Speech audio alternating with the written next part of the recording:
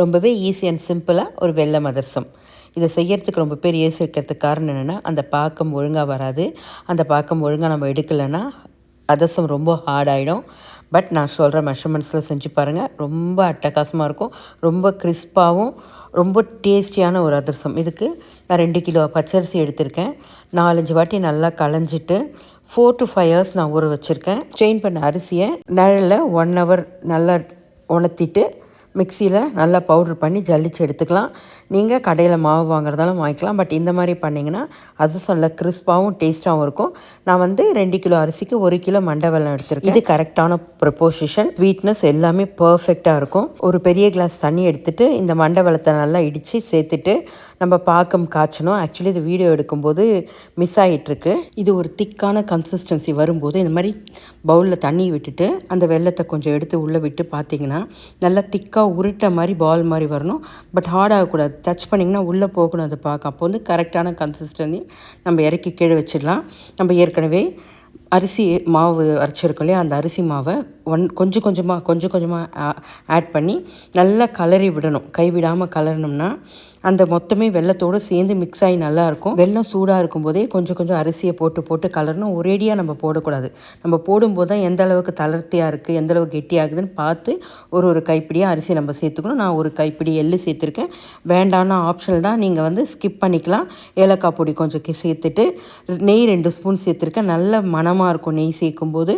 இன்னும் கொஞ்சம் அரிசி சேர்த்தா நல்லாயிருக்கும் அரிசி மாவுன்னு இன்னும் கொஞ்சம் சேர்த்து பார்த்தேன். திருப்பியும் டச் பண்ணி பார்த்தேன், இன்னும் தளர்த்தியாக தான் இருந்தது.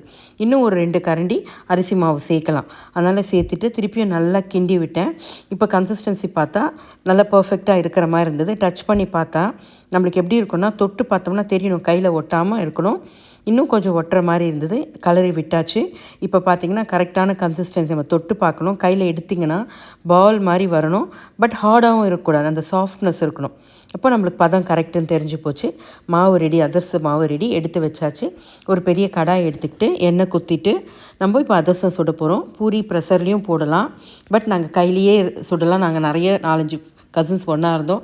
நம்ம பேசிகிட்டே கையிலேயே தட்டலாம், அது இன்னும் நல்லா இருக்கும்ன்ட்டு நாங்கள் கையில் தட்டுறதுக்காக ரெடி ஆகிட்டோம்.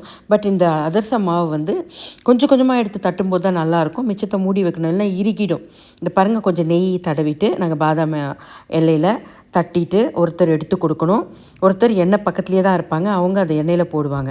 அது என்ன ஆகும்னா, கரெக்ட் கன்சிஸ்டன்சி என்னென்னா நம்ம பூரி உப்புற மாதிரி உப்பி வரணும். இந்த மாவு, அந்த அதிரசம் மாவு தட்டி போடுறோம் இல்லையா, என்ன அழகாக உப்பி வந்திருக்கு பாருங்கள். அதை அப்படியே திருப்பிட்டு அதை எடுத்து பக்கத்தில் அது ப்ரெஸ் பண்ணுறதுக்கு ஒரு ஆள் ரெடியாக இருப்பாங்க. அவங்களுக்கு தான் இப்போ ரொம்ப வேலை. நல்லா ப்ரெஸ் பண்ணணும். அந்த ஆயில் கொஞ்சம் கூட இருக்கக்கூடாது. 2 சைடும் திருப்பி ப்ரெஸ் பண்ணிவிட்டு எடுத்து வைக்கணும். இது பர்ஃபெக்டாக எல்லாருக்குமே வேலை இருக்குங்க. தட்டுறவங்க கையில் தட்டி தரணும், ஒருத்தர் எடுத்து கொடுக்கணும், ஒருத்தர் எண்ணெய் பக்கத்துலேருந்து போடணும், அடுத்தவங்க ப்ரெஸ் பண்ணி எடுத்து வைக்கணும்.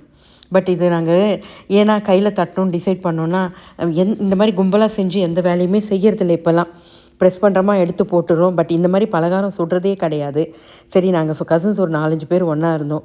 நம்ம அப்படியே பேசிகிட்டே செய்யலாம் அப்படின்னு தான் நாங்கள் இதை ஸ்டார்ட் பண்ணோம். இந்த மாதிரி சுட செய்யும்போது அந்த சூடோடு சாப்பிட்டோம்னா இன்னும் கிறிஸ்பாகவும் ரொம்பவும் டேஸ்டியாக இருக்கும். இந்த மாதிரி சுடும்போது யார் சாப்பிட்ருப்பீங்கன்னு எனக்கு தெரியல. அந்த மாதிரி சாப்பிட்ருந்தா ஏதாவது கமெண்ட்